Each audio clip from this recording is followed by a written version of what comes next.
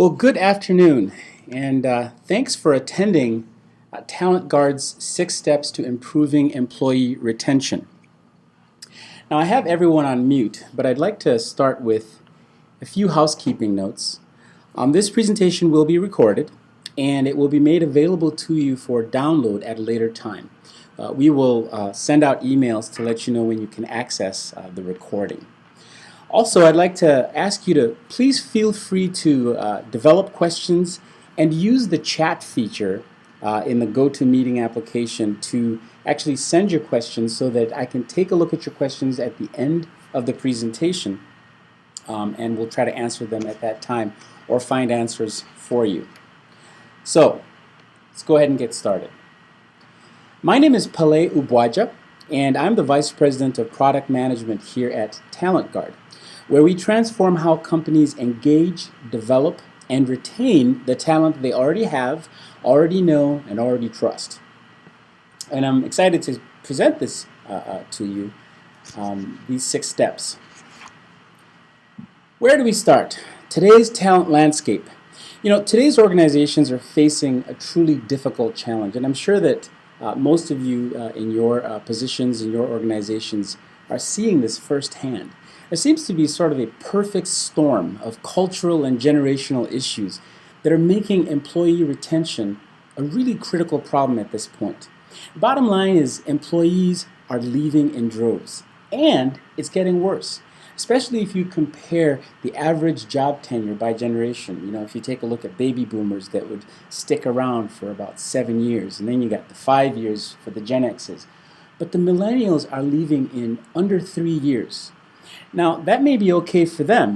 Job hopping may be the new normal, but for companies, as you know very well, losing an employee after just a year or two means wasting precious time and resources on training and developing them and not getting any return on that investment at the time that they leave.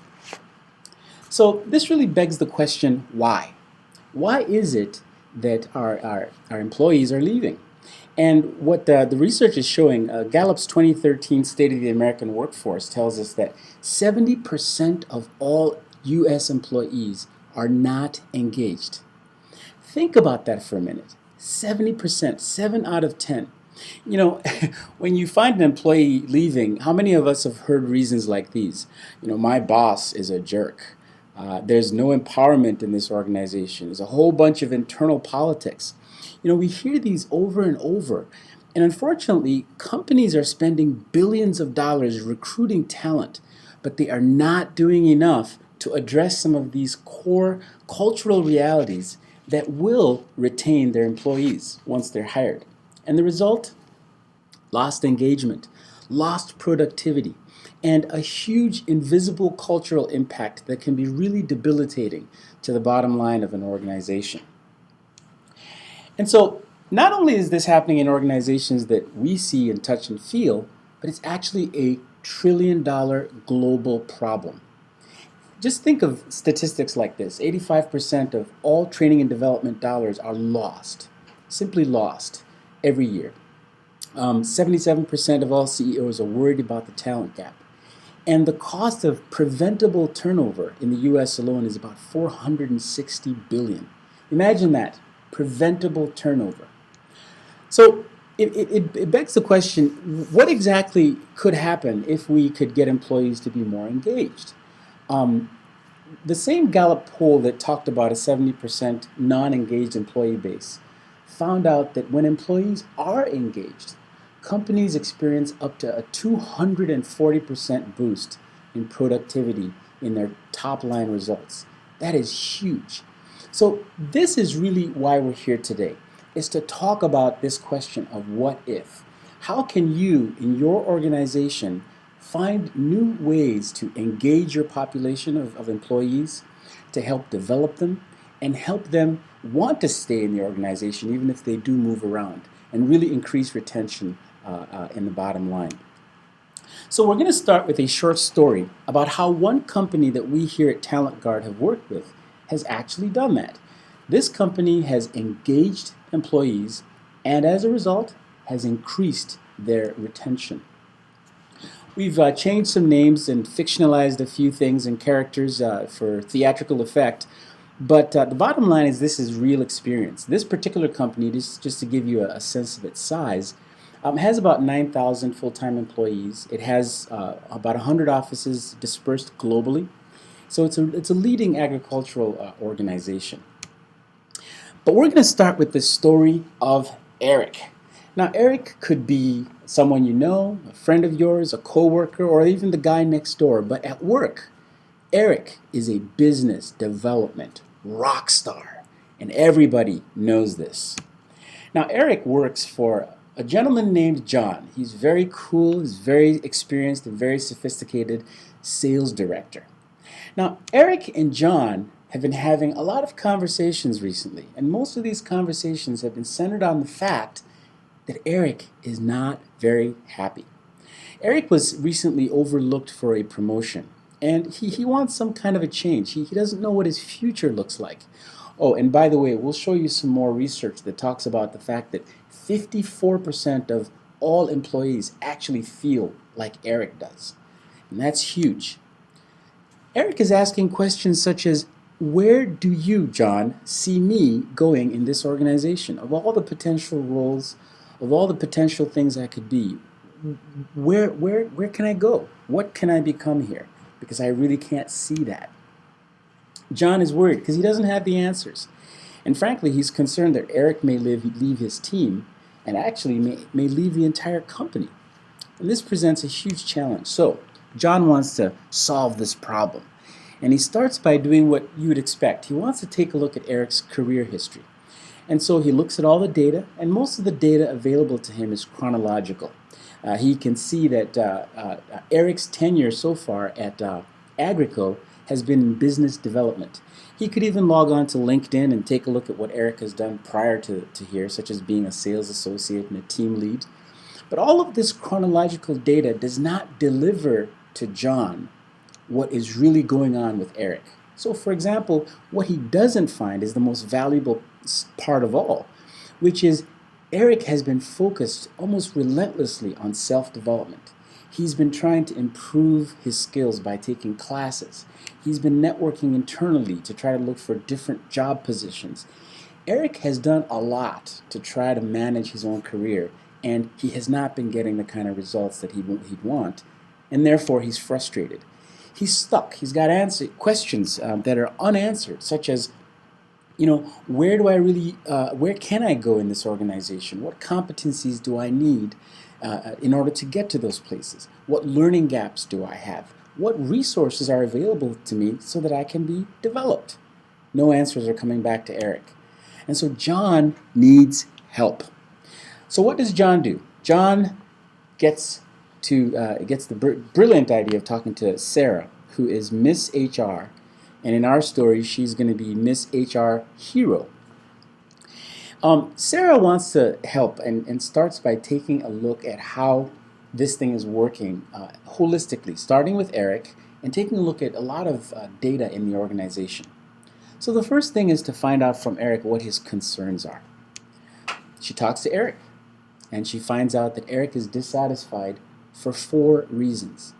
And if you take a look at these reasons, you'll see that they map pretty closely to the reasons that we talked about earlier for why so many employees are leaving. Things like the poor relationship with the boss, lack of professional development and career opportunities. And so she's seen this before, where talented rock star producers and employees like Eric are simply not performing. And what this does is very analogous to putting an orchestra of just amazingly talented musicians in a room, giving them all the instruments that they need, and they just don't perform. Because they're not engaged, they just aren't connected to their work, and they just aren't delivering the results that the organization needs. This is a problem that needs to be solved. So, Sarah decides that she's beginning to see some patterns. There's some links between retention, engagement, and career development. And she wants to dig a little deeper to find out exactly what's happening. So she looks at the company's exit interview data, and what does she see? Well, a lot of turnover by gender and age results, turnover by age and job function, lots of reasons about why people are leaving, whether it's voluntary or involuntary.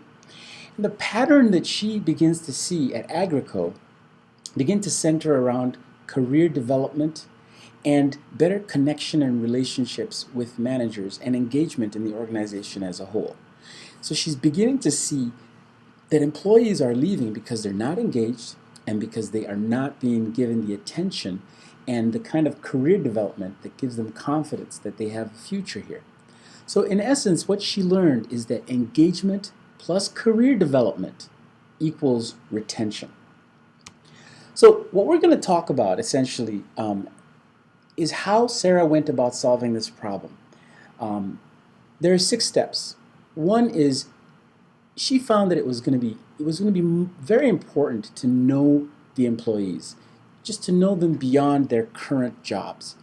It was also very important to have standardized career data that would map to any application in the entire talent management lifecycle so that there was consistency and you could understand exactly where people are going or where they want to go in their careers. Which leads to enabling career mobility, making it possible for people to move around in the organization. And then as they move around and develop new skills, begin to help track the behavior so that you can measure and master their development of better behaviors that achieve success in their organizations. In short, she's moving the organization towards thinking about not just learning new things, but also putting those things into action. And so she's beginning to need to facilitate action learning. And at the very end of it, she wants to be able to go to the C-suite and provide powerful, predictive information to the C-suite so that HR can be the hero that HR truly is in the talent management space. All right, so let's take a look at number 1. Know your employees. If you think about what most of us know about employees today, the status quo is that you are only as good as your current role. So in Eric's case, he is currently the business development manager. There's not a lot more data about him. And what Eric really feels is that he is, in a sense, pigeonholed. You know, this is who you are and that's it. You know, if you've ever been something else, nobody can see it, there's no visibility, and you know what? It may matter to you, but nobody knows that. And I wonder if any of you out there who are in the HR profession have ever been in professions outside of HR or have been in roles outside of HR. And you probably know that those roles that you performed outside of HR brought a lot of perspective and value for you in your current position. People need to know more about you than just the role you're in. Because it is the things that people don't know about Eric, for example, that could help us improve his retention. Things such as the fact that he's held many roles before Agrico, that he's willing to relocate to Paris or Europe.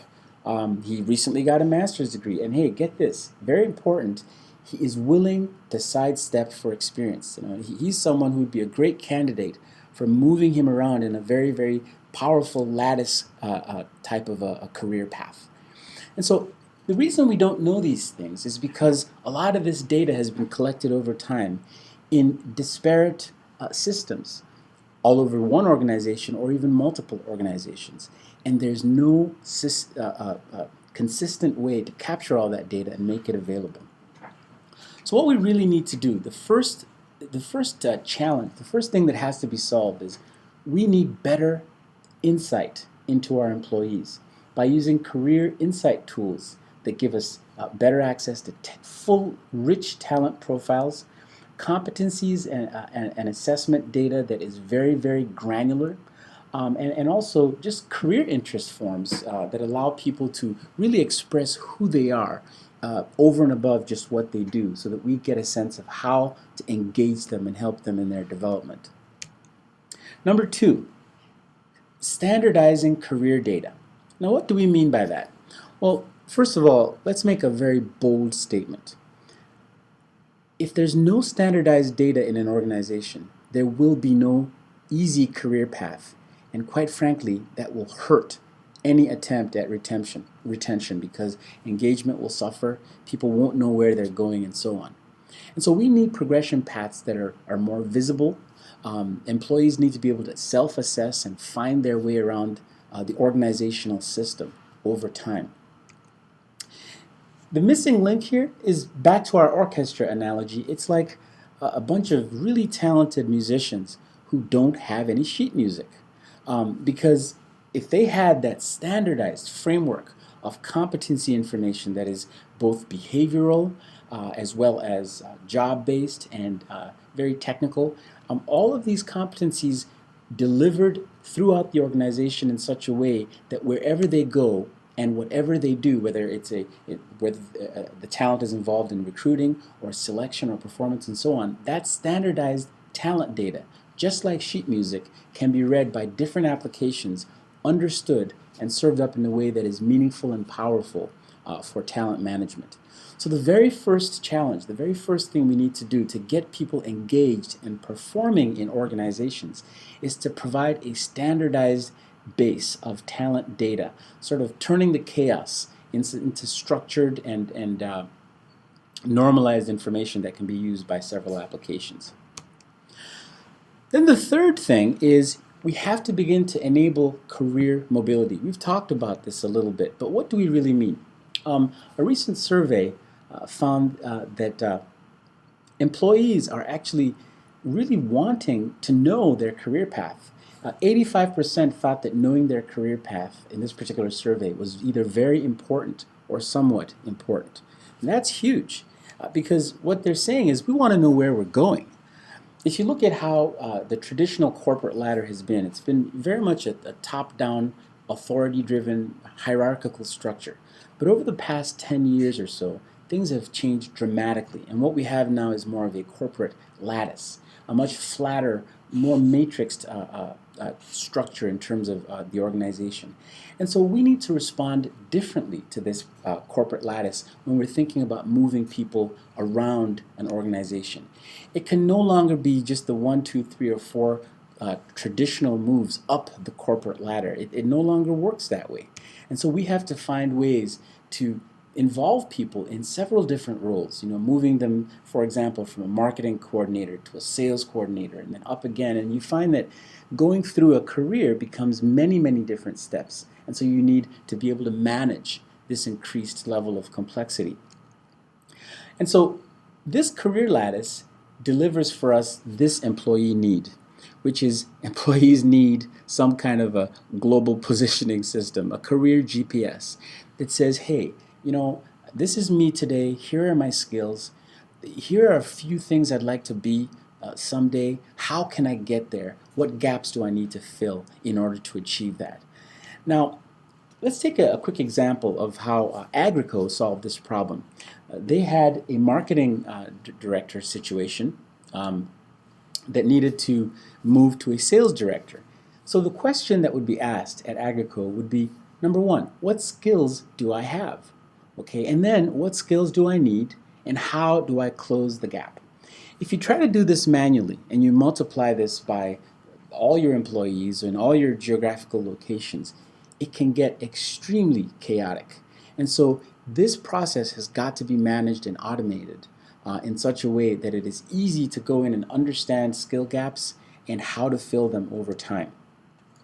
And this is an example of how that was done at Agrico. You've got the marketing coordinator position in the middle, and an employee can very easily see that there's a 35% match if they want to move over to a sales manager position.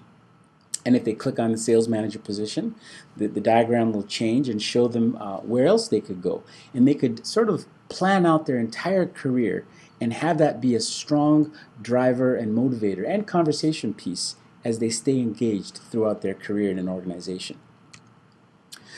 All right, let's talk about number 4 out of 6, tracking behavior. There is an invisible talent gap in today's organizations. If you think about what we call the execution gap, where a CEO might set some strategy and the team wants that strategy to be converted into some kind of results at the end of the day. Well, there are many tools out there today that help us find great talent, keep great talent, and grow that talent in terms of development. But the research suggests that there is still a huge execution gap. And really, it all has to do with the talent that is not implementing. Now, most of you have probably heard the saying, hired for skill and fired for fit. It really boils down to the fact that behavior is the huge, huge iceberg that's underneath, which we cannot see, that is causing the real destruction of the Titanic. It is not the things that we see every day, such as skills and competencies and the goals that we're measuring in our performance management reports. It is actually the daily, real-time behavior of individuals that is producing either the culture of success or the culture of failure that organizations end up with. You know, another way to look at this is you really just can't master what you don't measure. I'll give you an example. I've tried to lose weight several times in my life, and my natural tendency has been to look at my results. Every morning I'd go to the weighing machine and I'd say, okay, how much do I weigh today? And what I would find out is that even though I know how much I weigh today, I can't do anything about it because this is a lagging indicator. It's done. I'm looking at results. However, most of the literature will actually bear this out. If I stop focusing exclusively on results and the things that I can see and start to address my daily eating behavior, my exercising behavior, these are things I can actually measure and count, and they are leading indicators of my ultimate results. So if I can focus on my behavior, then I can truly affect my results and not the other way around. And so we here at TalentGuard are beginning to pioneer some new ways of looking at development, where we want to enable real-time development so that people can walk around in the workplace, in their lives, implementing their development and measuring their behavior and their skills along the way. You know, you could think of this as the Fitbit or the Nike or the quantification of behavior in the learning and development and talent world. It's a powerful new thing we think we have a window of opportunity to deliver, and that's the kind of thing that was started at Agrico. Tracking behavior. The link between strategy and talent and results is actually what employees do in a real-time, daily basis. And so we want to be able to get a handle on our competencies being granular enough to help us track behavior. Number 5, facilitate action learning. Now, I'm wondering how many of you have heard this saying. Some people attribute this to Confucius. Others say that this was Benjamin Franklin came up with this, and I'm not sure which it is, but I think it's a great one. It says, "Tell me and I will forget. Show me and I just might remember. But if you engage me and involve me and make me actually implement things, I will learn." Now, you know, it's a great parable and all, but the fact of the matter is this parable actually maps up very well with some new research that's really powerful in the learning and development field, and that is the 10-20-70 rule. You know, the 10-20-70 rule basically says that if you are in a learning and development scenario, the amount that you learn, the effectiveness of learning in a classroom is only 10%, because all that you're getting from a classroom environment is that they are telling you things, and that's why training in the classroom alone is not very effective. 20% of learning, however, comes from people showing you things, interacting with people in a community of practice that could be outside of the training world, and so the social and mobile engagement becomes really important. But a whopping 70% of real learning comes when people are doing action learning in the workplace, doing in the field. Now, it's interesting because if we could focus people on this 70%, meaning your learning is not just in the classroom, but it is now in the workplace, if we could focus people and achieve this 70% learning, can you imagine how that could tie back to the 240% productivity that was projected by Gallup if employees are truly engaged? It turns out that if employees are truly engaged, we not only see their own personal development, but we see bottom line results in an organization. So action learning is really important. If we can create an organization that goes from just creating learning, understanding your career path, and moving it to actually doing things with your skills and behaviors, monitoring that in a mobile and social environment, that power is really what creates the kind of development that will move an entire organization forward. And finally, leveraging predictive data. As you can imagine, of all the 5 steps that we've discussed so far, all of them have been creating more and more and more data. And that's a great thing because, rich data is what we need if we're going to actually be able to move the needle in terms of helping an organization to truly understand its analytics and truly have predictive analytics. There's a lot of talk these days about the datafication of HR. Helping HR move from the tactical concerns to the more strategic concerns that actually provide real advice to the C-suite. Well, interestingly, you have to produce a lot of data to move from simply describing what's going on, such as turnover and employee absence and so on, to actually being able to predict what will go on based on what you found in rich talent profile data. And that's where we want to be. We want to move from just talking about what has happened in an organization to being able to infer and predict what is most likely to happen over time with rich, informative, and insightful dashboards. In fact, we want to be the insight hero in an organization. All right, so leveraging predictive data sort of closes out our view of all of these 6 steps. But let's talk about how the story actually ends. Eric now has a plan. He now has a sense of where his career is going. He's able to decide what he needs to do to get there because he understands the gaps and the skills needed to close those gaps. He's now able to track his learning and his behavior along the way, and he's able to share that information with his managers and with his peers so that he gets some of that community of practice, accountability, and support that will help him be successful. So Eric is good. He has a good plan, and he's on his way, and he's engaged, and he is going to stay in this organization. He knows what his career options are, and he's feeling pretty good at this point.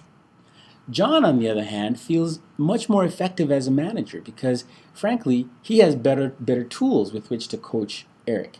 He can talk to Eric about his real-time progress and his real-time behaviors that are producing success. And now that he and Eric both have a sense of where Eric is going, we have a positive culture of support between managers and employees. Finally, Sarah is thrilled by the latest employee survey. And she's very happy because, frankly, there is a dramatic improvement in job satisfaction scores, and that's a great thing. So to end our conversation, let's just do a quick recap. What are the 6 steps that you can begin to do today to improve retention based on what we've seen here at TalentGuard in working with Agrico? Number 1, know your employees. Know them beyond their current role. Know their interests, their past work, their skills, their desires. Know your employees. The second thing is begin to work with standardized career data. Just like sheet music provides that normalized core that every application every talent management application in an organization can leverage, you need that kind of standardized career data to manage the entire life cycle of your multiple employees. And then enable career mobility. In this new latticed world of work, allow people to move around. Show them where they can go, show them how they can get there by closing certain skill gaps, and move them around so that they can be connected and engaged with their own careers and ultimately with the organization. And while all of this is happening, track behavior. Again, what you don't measure, you can never master. If people are truly going to move from just technical skills and competencies to being able to manage the behaviors and the cultures that create success, they've got to have some kind of quantification of that. And that's a coming feature and a coming deliverable that we think is going to be a powerful differentiator in our talent management space. And then number 5, facilitate action learning. We should be the folks in talent management who help our individuals move from just learning things to actually doing them on the job. And finally, with all the new data that's produced in terms of these standardized career frameworks, enabling career mobility throughout the corporate lattice, tracking behavior, leverage that information and be able to use that. Find the patterns and use that information to provide true predictive value to the C-suite. Now, TalentGuard's product, which is called Cloud Suite, provides a lot of these things today. It is a modular application that grows with the customer. It's a unified cloud solution, and we really believe that if you need to address some of these challenges in your organization, we can come in and help out and make sure that your solutions your challenges are addressed. And with that, I'd like to say, please connect with us. We can be reached on our blog, or via Twitter, or Facebook, or our LinkedIn group. And of course, you can always request a demo at any time. And now I'd like to throw this out to questions, and I will take a look at some questions that have already been delivered. Okay. Okay. We have one question here that says, is this only a tool for HR, or is software available for employee utilization? Excellent question. Our suite of tools actually is something that can be used by both groups. So what I mean by that is, if you look at career pathing, we allow employees to log into their career path, find where they want to go, just like a career GPS, figure out how they're going to get there, and then use that as a basis for conversations with management or with HR to implement the development that is required to get there. So employees are empowered to go from A to B by using these applications themselves. On the other hand, HR, of course, has visibility as either business administrators of the system. They have visibility into the kinds of competencies and all the other background requirements that will make the employees successful in the use of these tools. So I hope that answers your question. Another question is, I currently have a flat organization. How do I give employees the feeling that there is mobility? That's a great question. Well, if you think about it, if I need to go from Texas to New York, what's the first thing I would want to do? I would want to find a map, right? And from that map, we can see visually exactly what's possible, what roads work and what roads don't work. And it's the same kind of analogy when you think about helping to show employees how they can get from A to B. We want them to first know where they want to go, what skills are required to get there, okay? And then what skill gaps do they have between where they are now and where they want to go? And what is the match percentage? I mean, how much work do they need? How much time do they need to get from A to B or to C or D? But really, it's providing that visibility in terms of career pathing in a holistic manner that would allow employees to feel like there is mobility in your organization. And then I have one more question here, actually a few more popping up. Okay, why are millennials moving so much faster than boomers? Boy, I wish I could answer that one. I'm a boomer myself, I think. Okay, why are millennials moving so much faster than boomers? You know, this has got to be, if you look at the pace of technology and the new world that we live in, frankly, my children can run computers better than I can. They have a short attention span. This is a world of instant gratification. I'm sure there are so many more reasons and so much research out there that could answer this question, but I think the most important thing is that this is a reality that we are all dealing with today. The way the the way the baby boomers and the Generation Xers would hang around in organizations was actually quite a lot larger than what you see today, where people, the millennials, are basically leaving after 1, 2, or 3 years. And if it takes 2 years just to develop an employee and get them to become a return on investment to an organization, and they're already gone, that's a whole bunch of investment that never gets to become successful for an organization. So yes, you're correct. Millennials are moving so much faster, and this is at the core of why we need to provide engagement. All right. Well, I want to thank everyone again for attending our TalentGuard presentation on the 6 steps. And if you have any questions, please reach out to us. If you'd like to see a demo of our product, please reach out to us. And I'd like to wish you a wonderful and excellent day. Thank you.